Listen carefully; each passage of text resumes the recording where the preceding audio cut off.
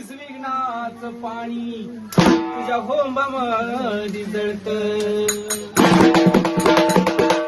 नदी नाल्याला पूर येतो ते जाऊन समुद्राला मिळत. गुरुज्ञानाच गुज खर गुरुपुत्राला कळत.